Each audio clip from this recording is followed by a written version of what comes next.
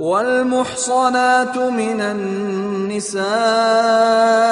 إلا ما ملكت أيمانكم كتاب الله عليكم، وأحل لكم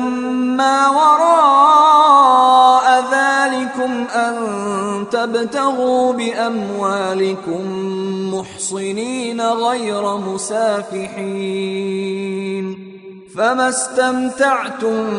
به منهن فآتوهن أجورهن فريضة، ولا جناح عليكم فيما تراضيتم به من بعد الفريضة،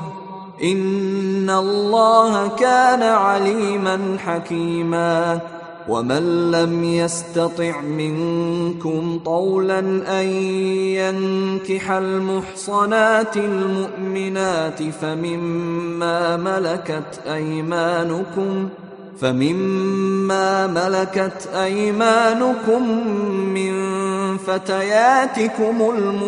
المؤمنات، والله أعلم بإيمانكم بعضكم من بعض، فانكحوهن بإذن أهلهن وآتوهن أجورهن بالمعروف محصنات غير مسافحات ولا متخذات أخدان، فإذا أحصن فإن أتين بفاحشة فعليهن نصف ما على المحصنات من العذاب،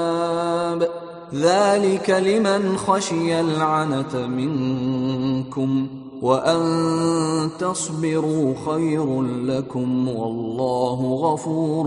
رحيم.